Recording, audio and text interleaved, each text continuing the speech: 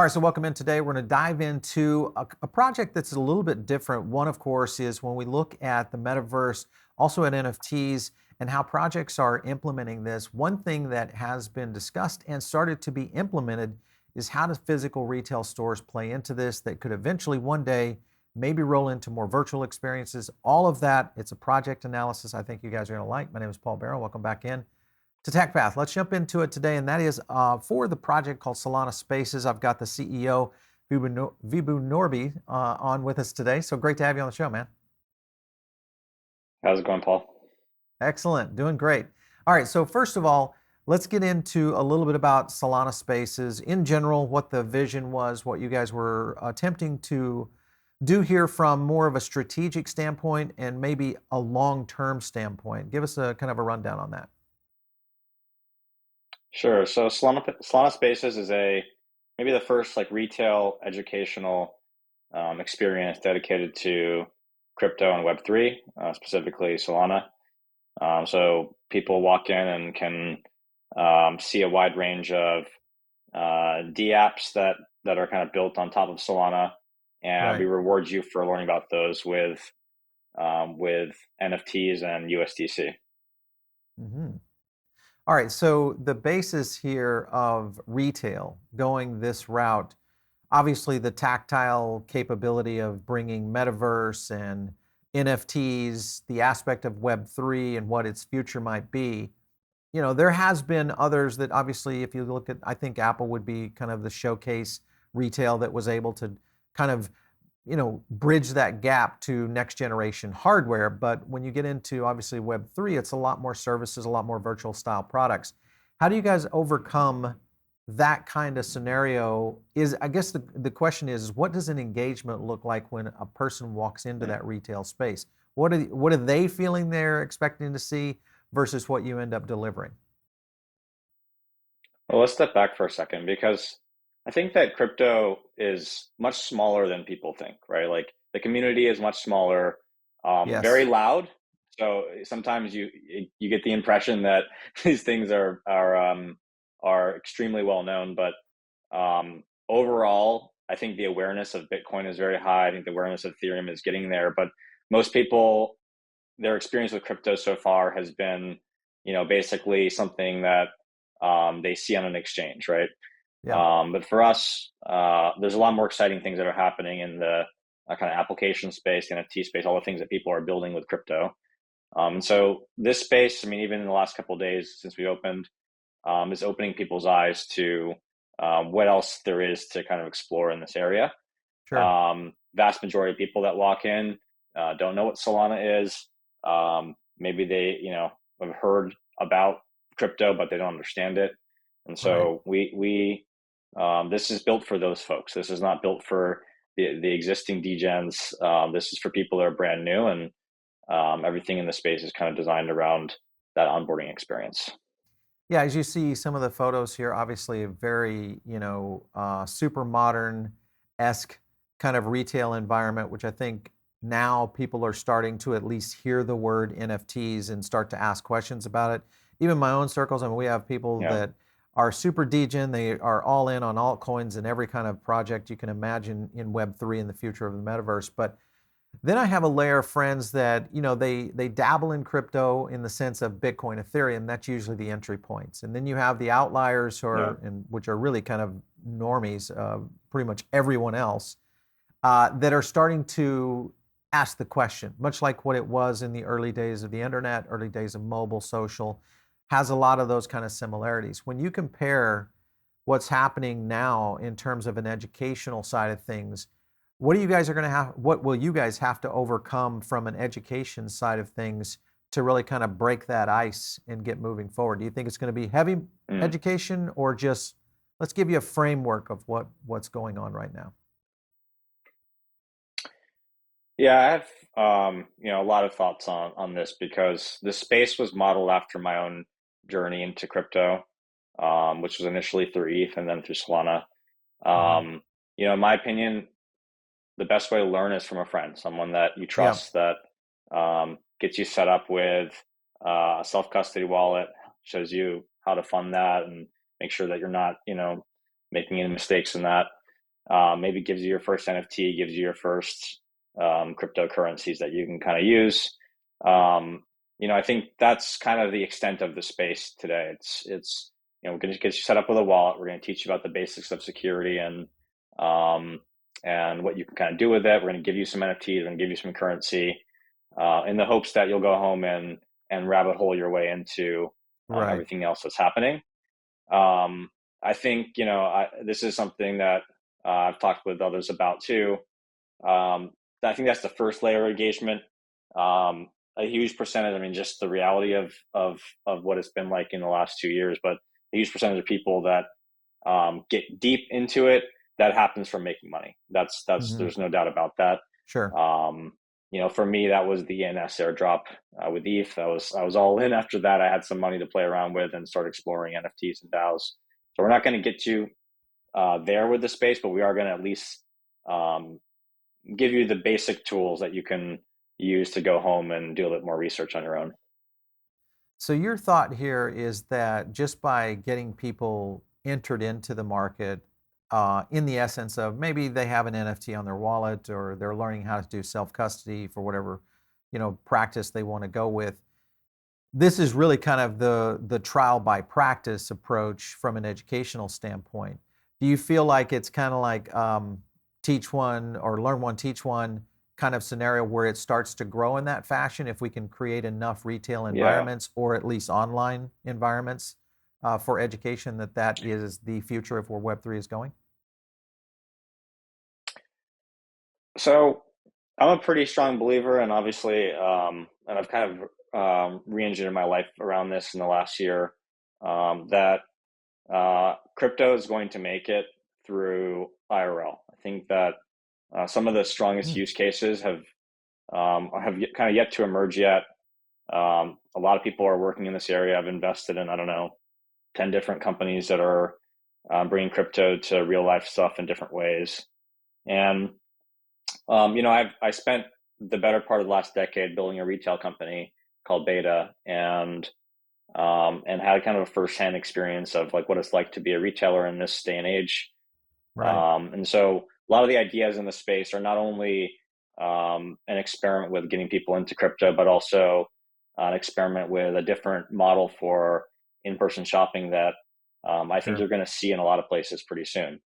Because the basic components of the experience in the store is that once you have your wallet, you can kind of authenticate your wallet through a QR code with all the different learning and earning stations that teach you about DApps and once you've sort of completed those experiences, we airdrop you an NFT. And if you Hmm. collect enough of those badges, we'll give you some USDC. So Gotcha. this is a store that rewards you for participation, which I think is pretty unusual. But it's a lot of fun. And so far, the results have been pretty good. Well, I think in retail, I've had a chance to work with, hundreds of retailers in mega spaces, trillion-dollar industries. And one of the things that they often create, in essence, of their first principles challenges are loyalty. How do you create loyalty from your customers, get that frequency coming in, those kind of things. And I think as we see more and more retail start to integrate in this format, like you're talking about, a lot more IRL type experiences that could engage not only on crypto, but also Web3 type services from NFTs, the execution of gaming, all that will eventually we'll see in all walks of life, I think is going to be super critical. With that being the case, what are some of the things now that you've got a retail store that you're starting to see in terms of feedback from customers? Has it been mostly positive? Are they confused about how this works? What do you feel like are the early stage hurdles that you have to overcome? Right. Traffic has been very strong. We picked a really good location, a space that I was very familiar with. My last company it was exactly the same space we had actually in New York City before. Okay. Um, I think, like I said, most people haven't heard about Solana, so we are, but a lot of them have heard of, say like at least I would say half of them have heard of Bitcoin and Ethereum in some sense. So the core of the experience is just getting people into a Phantom mobile wallet, which is a really really great wallet built on Solana, built for Right. Solana. Um, Probably the thing I'm most excited about is the tutorial completion rate is very, very high. I think every Mm, single day since open, it's been between 80 and 90%. So people are actually willing to do the work to earn their NFTs and earn their USDC, which is pretty cool. yeah, Um, it's a mix of people. Like Hudson Yards, where the store is located, is extremely diverse in terms of ages and genders and you know where they're coming from around the world. It's very global. So there's definitely some things we need to fix about it. I think we need to build some more materials to teach people about how blockchains work and things like that. I think there's like a lot more like very, very basic questions that we could do a better job of addressing. But um, the thing that has surprised me the most probably is the feverish nature of people's desire to buy the merch. Um, People really like crypto merch, and I don't think it's something to interesting. ignore. It's like Right. part of the reason that I got interested in this in the first place was that um, if you buy an NFT, even if it's a bad one, something that looks like it's going to zero, the attachment that people have to those assets and to the communities um, is a special thing. Like people, this is something that people want today. They want to be part of. They want to be part of a community. I think that's kind of missing, Yeah. and it's why crypto kind of took off during COVID. I mean, it was like the perfect black swan event for that. Yeah, I So think you're yeah, right. we've sold a lot You of merch, and exactly. it's kind of cool. Yeah. You have a lot of communities that are very vocal on Twitter, which, amplify, just to your point, of crypto's size being much smaller than I think a lot of people think, but it literally acts like it's an industry 10 times its size because of the way that people see crypto Twitter interact, and I think in general the way NFTs have already been integrated into things like Twitter, Facebook, and I think we're going to see more of this. Then you have things obviously happening with Meta that is really kind of forging, the future of how potentially people are going to be on this. But I would agree with you. I think the merch aspect of this is yet to be truly experienced, which would be interesting. I was talking to a guy about this. He's a retail scientist, and he and I got into this very discussion, and he referred to this the what's happening in crypto right now in terms of the community. He said it's a lot like sneakerheads, and if you've followed the Mm. sneaker movement over the past decade, there are these massive cults around different brands, different cycles. You obviously have everything from Supreme to you name it to designers, and now custom designers, which I look at kind of very similar. So interesting that you make that statement. Let's get into Yeah. talking about the side of wallets, custody, self custody, education around that, because that obviously is going to be a huge piece of where this is going to go in the future. Besides merch, what would you say is the next primary area that people are most interested in? In the space itself, I mean, yeah, I mean, like we created this feedback loop, which is go around the space, collect badges. You can see them in your wallet, and then give people currency. I mean, I think even for a couple dollars, you'd be surprised what people are willing to do. Yeah. They'll be 30 minutes late for a lunch to make sure they've done everything there. So I just feel like the core loop of the store is around that, and it's working very well. Mm-hmm. Certainly like what draws people in are is the merch, and then I'd say the NFT experience that we built with Degenerate Academy. Everyone loves to come in and look at the colorful pictures that we have on the wall. But it's a small space. There's not that much you can do in there. You can probably spend 30 minutes, and that's about it. But um, yeah, we also have this insane immersion wall, we call it, that we've built. That's this huge um, display that actually watches Solana in real time. Yeah, here you go. Okay. Exactly. Yep. Yep. And it Active picks out wallets. transactions that have just happened, certain types like mints. And Solana has, I don't know, 100,000 plus NFT mints a day. It'll pick out transfers, and it has a cool animation that kind of shows you that. So that's something you can sit down and watch forever. Um, but yeah, I mean, honestly, I got asked the other day, like, what are customers asking?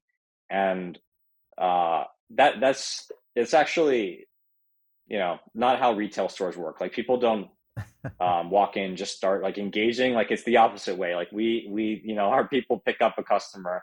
We Yeah. call them Solana ambassadors, and we try to figure out what their comfort is and kind of where they want to go.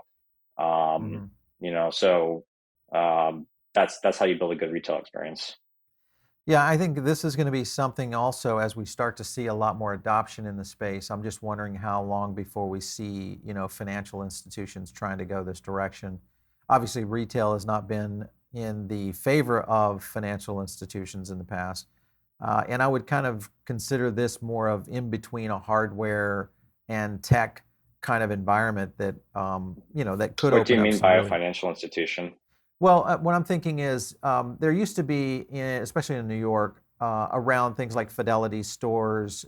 You looked at some of the things that where they were Mhm. trying to educate people on how to invest in long-term I'm investment. glad you mentioned And this because yeah, actually, oh, yeah, talk to me go about that go then, for it. because I see there's some connection there. Yeah, yeah. So actually, the largest retailers by number of stores in the U.S. are all banks. So Yep. you can actually argue that like financial services are like massive retailers. Like J.P. Morgan Chase is the largest retailer in the country when you look at their bank Hmm. branches. Yep. And one of the founding ideas behind this, and we were sort of, and if you look at our materials that we shared with brands, um, we actually think of this as kind of a modern bank. And Okay. All right. um, the bank experience itself, like the first bank in the United States, was created by Alexander Hamilton, and he borrowed the architectural style of the Roman Empire. He was trying to convey trust. This is a place you can put your money. It's safe. And I think that like the core way that a bank kind of looks and functions hasn't changed in hundreds of years. And so you can kind of think of this space as our take on how you might design a bank today, right? And Right. Right. it's something that's going to be pushing you to interact with that bank on your phone.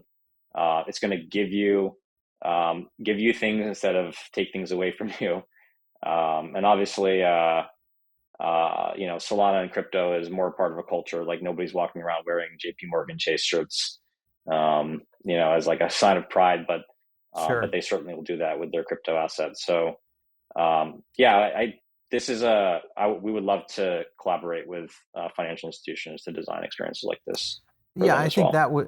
that could be something that really starts to open up as we see more regulation in the space. Obviously, education will be one of the biggest challenges that I think a lot of people. It also is why we had such slow uptake in financial institutions and why Robinhood was one of the explosions that we had in terms of stock trading, especially from the millennial side of things. Obviously, because of I was surprised that Robinhood never really went that direction of really opening up retail environments, trying to, educate and get people I agree. moving in that direction around education.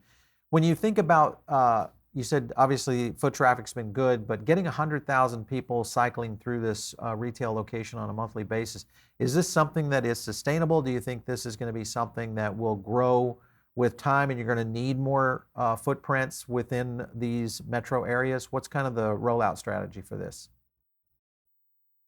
Yeah. Well, I threw out that number on space the other day, partly because I had this exact space before, so I know how many people walk through here on a Mhm. kind of average week. This New York City space should do, you know, 30 to 50,000 people a month by itself, just based on location. Right. Um, I think we've announced we have other locations that are in the works already. It's not going to be hard to get to 100,000 people a month. We'll Yeah. probably, Yeah. be there pretty fast. In my previous work, we were pre-COVID on a run rate of about 4 million people a year. Um, so I mean, it's just a matter of picking good spots, and Yeah. um, something I have a lot of experience with.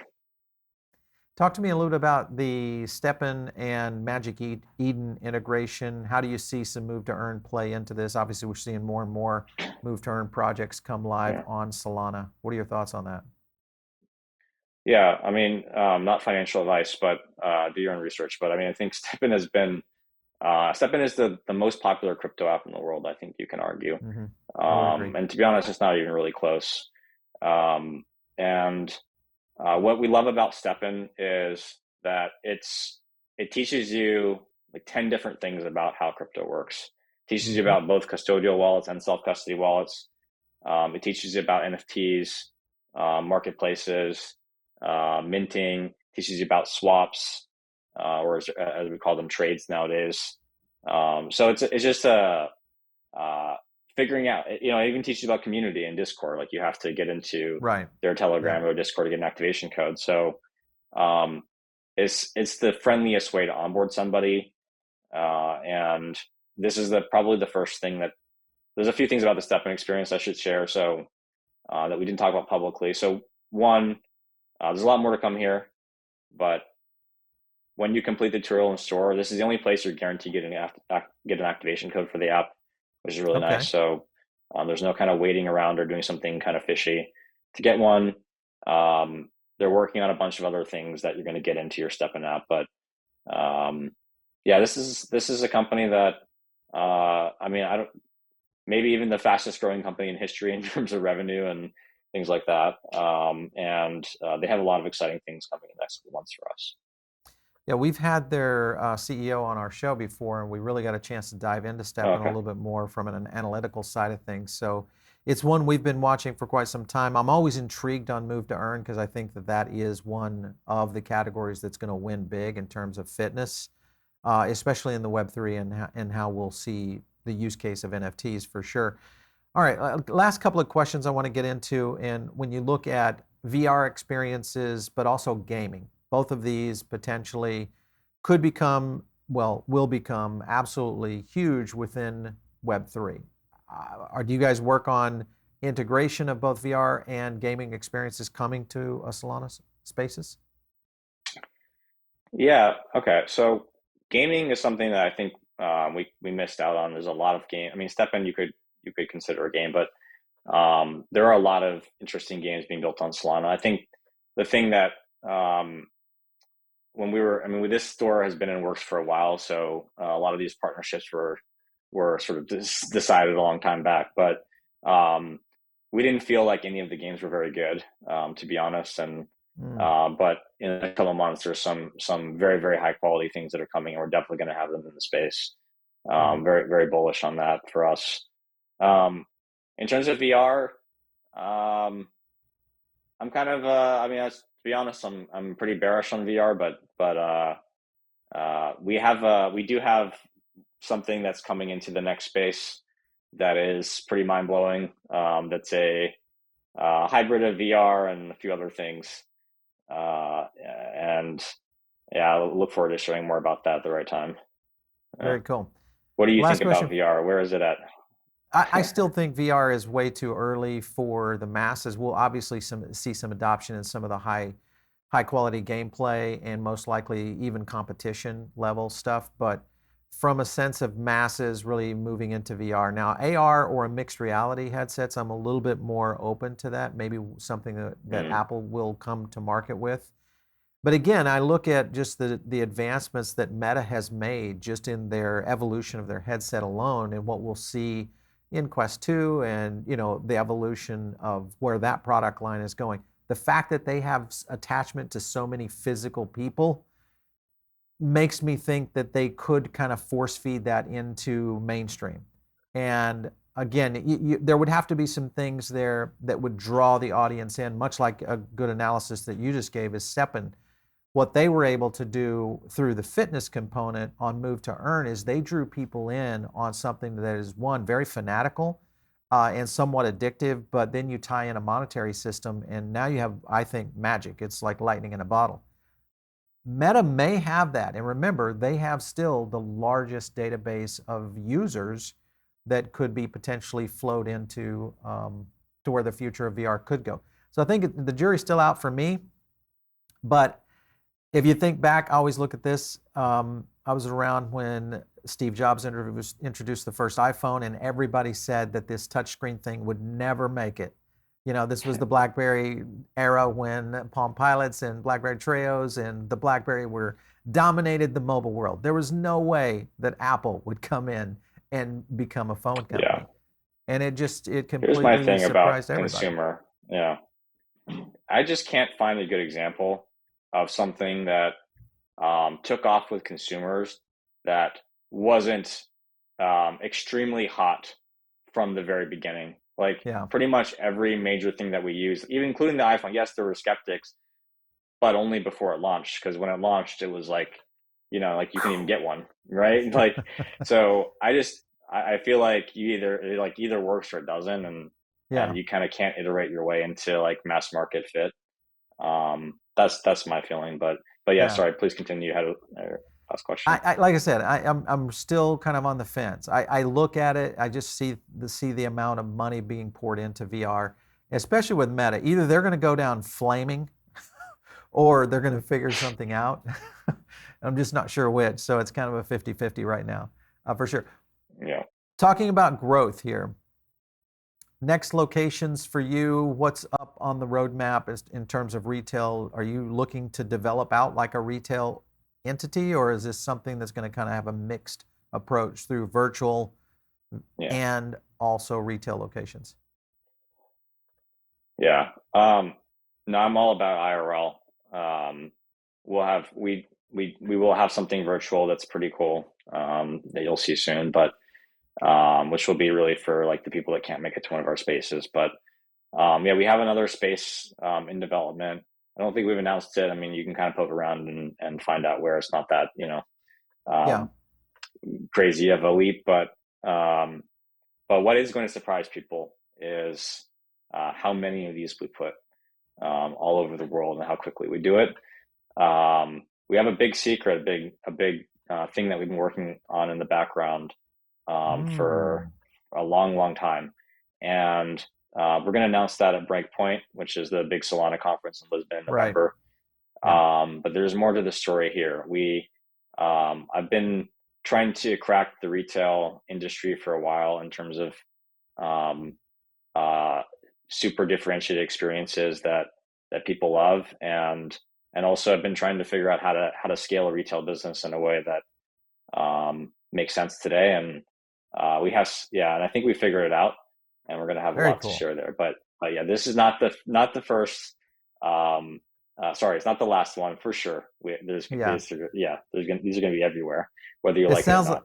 it sounds like, Vibhu, you guys have a pretty interesting roadmap in plan for kind of the future of how Web3 is going to be presented out there to retail. So we're going to watch it closely, because I definitely want to get you back on the show when you start to reveal some of these things. I can't wait to see it, because I Yeah, think yeah, I do agree with you. I think IRL is going to be the magic sauce that the industry needs to be able to leverage in, because you're going to have to draw into the normal retail consumer in a way in which we have not even begun to scratch the surface. When you think about the degens and the crypto investors that are here today, very early stage, super early, way before, I think. So I think IRL would be and could be one of the big draws into the future. So good luck to what you guys are doing. It's going to be fun to watch Solana Spaces out there for sure. And we thank you so much for your time today. Appreciate it. thank you for having me on. You bet. All right, so you guys are tuned in over on the podcast side of things right now. The best thing to do is, of course, jump over here to our YouTube channel. This is where you're going to catch all these kind of CEO interviews, a lot of our deep dives we do here, along with our analytical breakdowns, and that's of altcoins, metaverse, whether you catch our metaverse podcast, Metaverse Insider, and what we do on the Metaverse Insider and Gaming Show. All of that right here on YouTube. Of course, if you guys want to reach me, it is out on Twitter at Paul Barron. We'll catch you next time right here on TechPath.